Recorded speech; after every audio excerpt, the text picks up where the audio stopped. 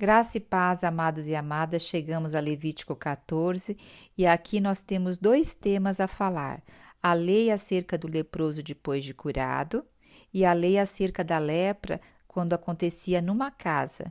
Então nós vamos ver aqui que o leproso, ele era excluído, né, tanto do acampamento quanto do santuário ali, ele não podia entrar ali no tabernáculo na parte do átrio. Então, para ele ser reabilitado, primeiro, a primeira reabilitação dava a ele direito a voltar ao acampamento. E a segunda, depois de uma semana, ele iria até o pátio ali do tabernáculo para fazer as ofertas, para poder ser reintegrado por completo. E o que vem a ser a purificação, né? Ela tem o significado de começar de novo, porque o leproso ali ele estava num risco grande de vida, né? Então ele está tendo uma oportunidade de começar de novo. Então o que nós vemos aqui nos versículos a partir do versículo 3, né? Nós vemos que havia um primeiro estágio de purificação que acontecia fora do acampamento. E o que essa pessoa leprosa fazia? Ela tomava um banho, lavava todas as suas roupas, raspava todos os pelos e aí tomava-se 2 aves. O sangue de uma delas era usado para purificar a pessoa. A morte dessa primeira ave sugeriria o fim da vida antiga dessa pessoa. Então, o fim da vida que ela estava, que era a vida com lepra, a vida de pecado, né? E a outra ave, ela era solta, o voo para a liberdade da outra ave. Só que antes, o que se fazia com essa ave? Ela o quê? Também ela era salpicado sangue nela. Então o homem, ele poderia agora, ele estava liberado para entrar no acampamento. Então veja só, o leproso ele não podia curar a si mesmo, nem se pronunciar limpo e nem tinha condições de ir procurar o sacerdote, o ministro de Deus, o sacerdote que ia até ele fora do arraial. Então, quem nos limpa é o Senhor pelo sangue dele. Assim como Jesus disse para aquela mulher adúltera: nem eu te condeno, vais e não peques mais. Quer dizer, a partir de agora eu te dou um novo começo para você ter uma nova conduta no seu viver. Então, neste momento, o Senhor estava aplicando sangue na mulher ali e estava também o quê? Falando para ela ter uma nova vida, permitindo que ela tivesse um novo voo para a vida, né? Então, após esses rituais que havia do primeiro dia, a pessoa estava pura, mas não o suficiente, era o primeiro estágio. Ela poderia o quê? Entrar no acampamento, mas ele não estava totalmente restaurado, né, para entrar na sua tenda. Vai haver estágios adicionais que se seguiam no 7º, no 8º dia. Depois vocês vão ver aqui no versículo 9 até o versículo 20. Vemos também que o Senhor... outra coisa. Não, é isso mesmo, do versículo 9 ao versículo 20. E também lembrando, no Novo Testamento, nós temos o caso do cego que o Senhor curou, aquele cego de Betsaida, lembra que ele curou? Ele primeiro colocou as mãos nos olhos do cego, o cego falou que via homens parecendo como árvores, e depois o Senhor novamente colocou as mãos nos olhos dele, e aí ele via claramente, ele enxergava claramente. Essa cura foi em estágios também. Essa cura está relacionada à visão, como nós vemos as coisas depois da cura, depois de restaurado do pecado, né? Deus quer nos levar a ver cada vez mais claro quem Ele é e também o que, a cada desafio que nós passarmos, estar na presença do Senhor. Então, nós vimos que o primeiro estágio da pessoa era esse primeiro estágio que acontecia fora do arraial e depois ela entrava para dentro do arraial. No segundo estágio de purificação, envolvia o quê? A oferta pelo pecado da culpa ou transgressão, uma oferta pelo pecado e uma oferta queimada. Então, olha, havia aqui 3 ofertas, né? Com isso, o homem era restaurado seu estado legal de pureza e de comunhão com Deus e com os homens. As cerimônias elaboradas e os exames cuidadosos revelavam a pureza e a importância. Então, a gente vê o quão sério todas essas coisas são. Porque até uma irmã compartilhou conosco, né? Se hoje a nossa justiça, né, não é ceder dos escribas e dos fariseus, porque antes tudo isso era feito olhando mais a parte externa, mas a gente sabe que hoje o Senhor está olhando ao nosso coração. E aqui eu quero aproveitar e também ler uma nota para vocês que está na Bíblia King James atualizada, que diz assim, ó. É impressionante a analogia que se pode fazer entre os efeitos da lepra e a ação do pecado na vida das pessoas. O leproso não tinha capacidade de curar a si mesmo, muito menos de se declarar limpo quando sarava. Também não lhe era permitido ir em busca de alguém para curá-lo. O sacerdote que deveria ir ao seu encontro, e isso fora do arraial da comunidade sadia. Vai falar agora sobre o pássaro, olha. O pássaro morto representava a necessidade de outra vida, e o pássaro vivo que soltava simbolizava a sua própria vida que se renova no ato da purificação. Contudo, não era solta essa ave antes de ser sido molhada no sangue do pássaro sacrificado. Olha o cabelo raspado, veja, ó. O cabelo raspado e cortado indica o desapego ao antigo estilo de vida para dedicar-se a uma vida inteiramente nova, com plena e verdadeira liberdade aqui para nós em Cristo Jesus. Que coisa gloriosa, né? Então aqui vemos que uma pessoa que estava com lepra, ela foi totalmente reintegrada à comunidade depois de passar por todos esses cerimoniais para voltar à presença de Deus e e estar junto à comunidade. E isso foi feito por meio de estágios dos cerimoniais. Por que eu estou falando isso? Porque o Senhor, ele também vai trabalhando em nós por meio de processos, né? E hoje nós temos quem é nosso sumo sacerdote? O nosso Senhor Jesus, e ele deseja nos limpar pela palavra. Em João 15:3 nos diz assim: vós estáis limpos pela palavra que vos tenho falado. Então vamos nos manter puros, limpos, estando arraigados na palavra de Deus. Assim nós ficaremos o que? Limpos da lepra desse mundo.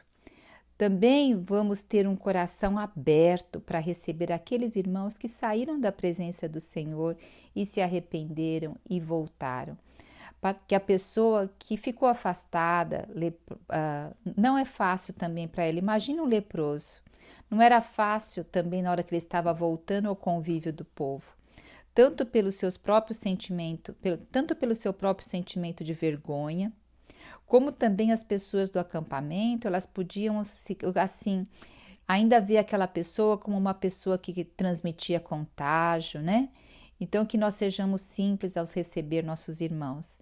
Vamos também receber com amor os que retornam ao Senhor, né? Então agora vamos dar uma olhada acerca da lepra numa casa. Aqui começa no versículo 33, começa no versículo 33, falar acerca da lepra numa casa, que também a gente chama de mofo, pode ser considerado um mofo. Então, nós vemos que a lepra, ela poderia ser cometida no corpo da pessoa, como nós vimos, e agora vimos a restauração dessa pessoa, né? Mas a gente sabe também que está falando da lepra no corpo, mas ela não está só no corpo, né? Ela está na alma e ela também está no espírito, porque aqui nós estamos falando de pecado. E agora nessa porção que nós vamos falar, nós vamos ver na casa. Então, a doença era vista, e a lepra era vista o quê? Como uma praga, inclusive nas casas. Então, nós vamos ver aqui a tentativa de purificar a casa. E se ela não fosse bem sucedida, ou melhor, não purificar a casa, de eliminar a lepra da casa, e se ela não fosse bem sucedida, inclusive a casa teria que ser demolida. E é interessante observar a palavra casa, porque a palavra casa também ela pode ser a casa de uma família, nós que somos a casa e o templo do Espírito Santo. E também na Bíblia, casa muitas vezes tem sinônimo de família e descendência. Isso a gente vê lá em 1 Crônicas 17, fala bastante na parte em questão de família e descendência, a palavra casa. E como o corpo de Cristo, o apóstolo Paulo também nos diz em 1 Coríntios 6 e em 2 Coríntios 6 também, o mesmo capítulo, o mesmo número de capítulo, né? Então, ao lermos essas passagens, nós podemos fazer analogias com, quando fala casa, também família. Né? E o que diz aqui a partir do versículo 33? Nos diz o seguinte: o dono da casa fará saber ao sacerdote. Então, você vê, o dono da casa, o responsável da casa, ele não mantinha segredo o que estava acontecendo ali. Ele ia procurar o sacerdote e dizia para o sacerdote: parece que há como praga na minha casa. E aí o sacerdote examinará a praga. Se nas paredes da casa havia manchas esverdeadas, avermelhadas e parecessem mais profundas do que a própria parede, então o sacerdote saía da casa e cercava a casa por 7 dias. Depois de 7 dias, ele voltava para examinar a casa. Ia ver se essa praga se estendeu ou não. Então, aqui, se estiver a praga, deixa eu ver o versículo aqui. Ao 7º dia, voltará o sacerdote e examinará. Se vir que a praga se estendeu nas paredes da casa, ele ordenará que arranque as pedras, olha só, e que as pedras que estiver as pragas, e a lance fora da cidade num lugar imundo.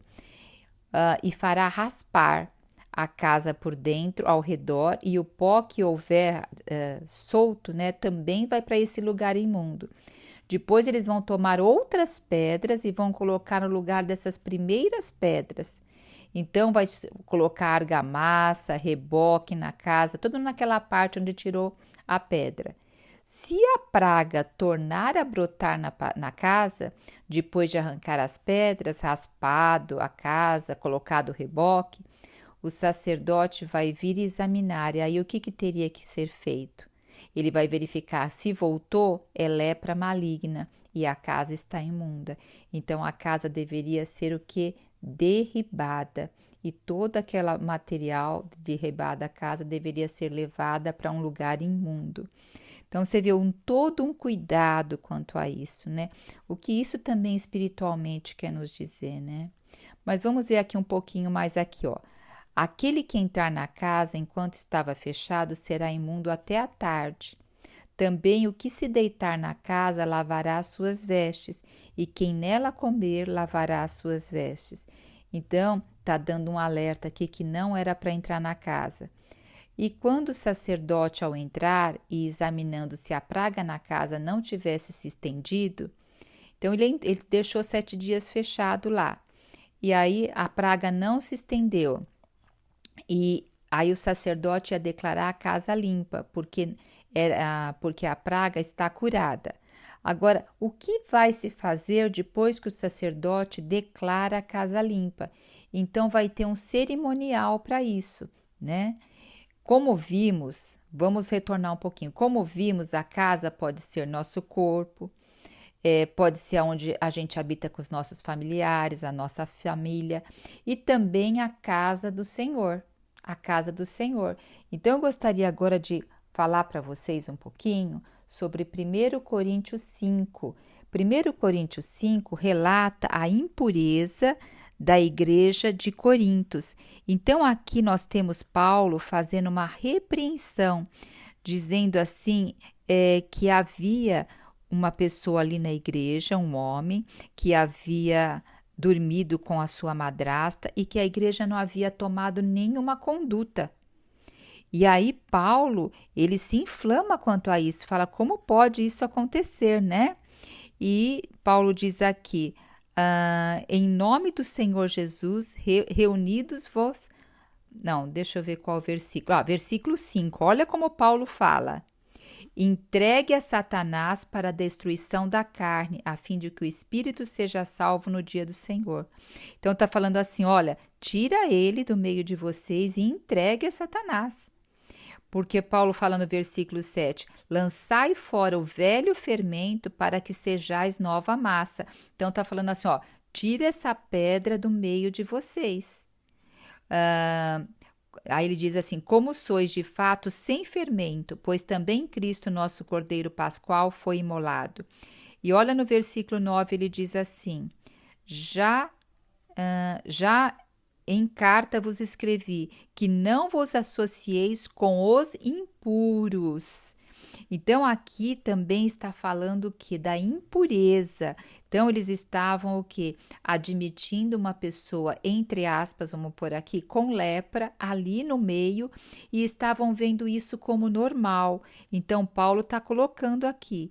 Aí depois Paulo fala assim, refiro-me com isto não propriamente aos impuros deste mundo, não está falando deste mundo, ou aos avarentos ou roubadores ou idólatras, pois neste caso terias de sair do mundo, né? Senão a gente não teria como viver no mundo. Mas agora vos escrevo que não vos associei com alguém que, se dizendo irmão, for impuro. Aí ele vai colocando idólatra, maldizente, beberrão, roubador. Com esses tal, nem ainda comais.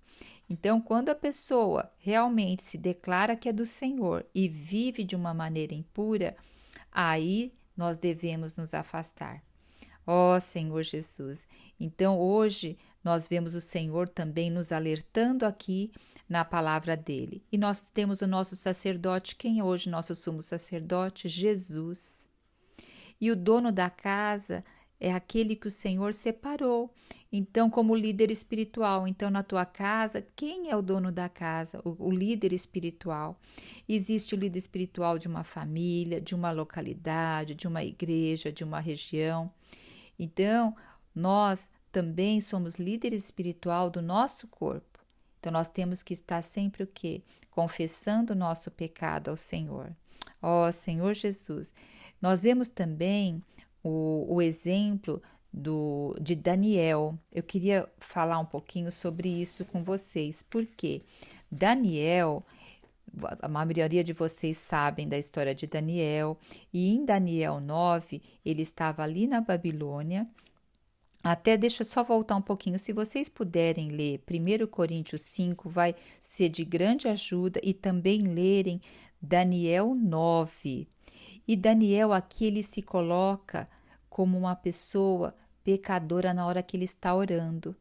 Deixa eu ver aqui Daniel 9, ele diz assim, temos pecado e cometido, 9:5, temos pecado e cometido iniquidades procedemos perversamente e fomos rebeldes, apartando-nos dos teus mandamentos e dos teus juízos. E não demos ouvido aos teus servos, aos profetas que em teu nome falaram, aos nossos reis, nossos príncipes, nossos pais, como também a todo o povo da terra. A ti, ó Senhor, pertence a justiça, mas a nós o corar de vergonha. Então nós vemos aqui Daniel, ele foi um homem fiel, ele foi um jovem fiel, ele foi levado para a Babilônia e ele não se corrompeu nem com as iguarias do rei, ele se manteve fiel ao Senhor. Mas ali quando ele vai orar e ele se vê como nação, como povo, como família, ele se inclui como pecador. E o que ele faz? Ele ora, ele jejua, ele põe veste de saco, ele joga cinza sobre a cabeça e ele confessa. Ele está confessando o pecado ali de toda a geração ali que pecou contra o Senhor, a família do Senhor. Então você vê que nós também temos que estar observando dentro da família. Se nós estamos ali, nós temos que pedir perdão também ali junto à família. E agora, mudando o assunto um pouquinho, eu vou dar exemplo de um problema de família de uma pessoa, só para a gente trazer para um aspecto prático. Vamos supor, numa casa, numa família, tem uma pessoa que é dependente de drogas ou de álcool. E algumas famílias tendem a levar essa pessoa para um lugar uma casa de recuperação, uma clínica de recuperação. E quando a pessoa volta da clínica de recuperação para o convívio familiar, as estatísticas mostram que 90% dessas pessoas retornam ao vício. Olha que coisa! Lá elas ficaram nessa casa de recuperação, conseguiram se recuperar, ficaram sem as drogas e depois, quando elas voltam à droga. Agora vamos ver. Os estudos mostram que é mais ou menos assim, ó. Você pega um peixinho doente, que é essa pessoa que está doente com a dependência, e você pega esse peixinho doente e coloca ele num aquário limpo, que é a clínica de recuperação. Aí depois que passou o período dele se recuperar, pega esse peixinho, essa pessoa que está saudável e volta ela para o ambiente familiar. Só que o ambiente familiar é considerado como um aquário sujo e ele adoece novamente. Então, o que hoje se sabe?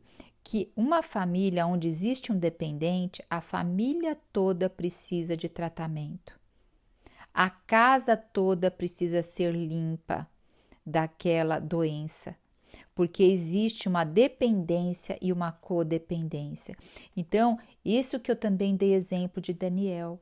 Daniel, ele mesmo não tinha esse pecado, mas ele estava ali dentro da família, dentro da nação que havia pecado.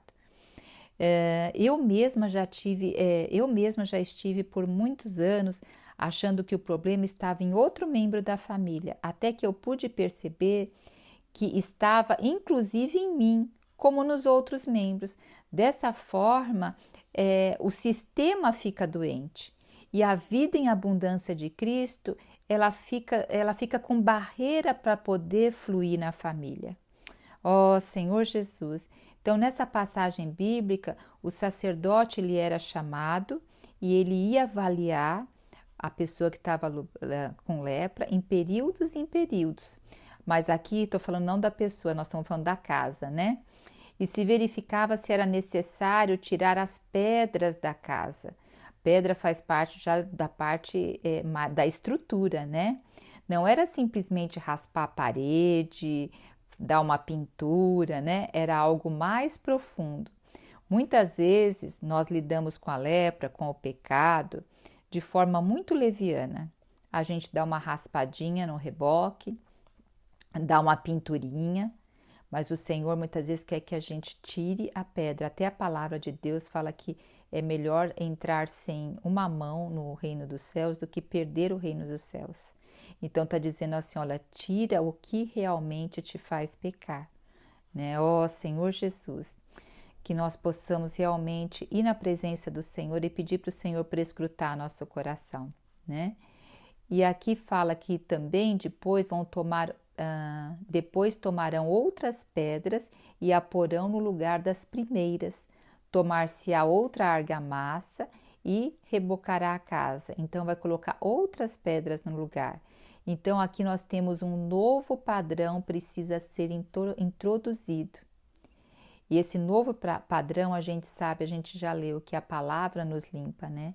Que é a verdade de Deus. E esse padrão deve ser tanto no nosso corpo, quanto na nossa alma, quanto no nosso espírito. Porque o nosso corpo está expressando o que está no nosso interior. E olha também que interessante, para a casa ser purificada, ia se fazer um cerimonial. E o que seria? Ia tomar um pau de cedro, o isopo, e as molhava no sangue e na água corrente, e aspergia 7 vezes ali na casa. Assim purificava aquela casa com o sangue. O significado disso para nós é para purificar o pecado, seja nosso, da nossa família, nós precisamos o quê? Do sangue de Cristo. Só Ele pode fazer isso. Mas também nós vemos aqui que existe uma ação o quê? De 7 vezes ali, é uma ação constante do Espírito, porque 7 vezes é um período completo, até que tudo seja verdadeiramente liberto do mal. A gente não pode dar trégua para o mal, né? Porque, a gente sabe que dando trégua, tendo brecha, entra. E aí nós vamos estar o quê? com o sangue nas ombreiras da porta da nossa casa, que se quando o anjo da morte passar, vai saber que na nossa casa, ali naquela casa, na minha casa, na tua casa, tem dono, e ali o mal não entra. E finalizando, eu quero só fazer um comentáriozinho. Quando os apóstolos foram chamados por Jesus lá no Mar da Galileia, a Bíblia diz que imediatamente deixaram tudo e o seguiram.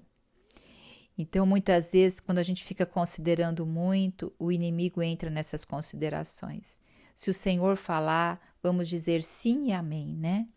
E isso tem a ver com a lepra do mundo, porque eles saíram, quando eles deixaram ali as suas redes, os seus barcos e seguiram o Senhor, eles deixaram o mundo, eles eliminaram tudo aquilo que estavam neles para realmente serem discípulos de Cristo, né?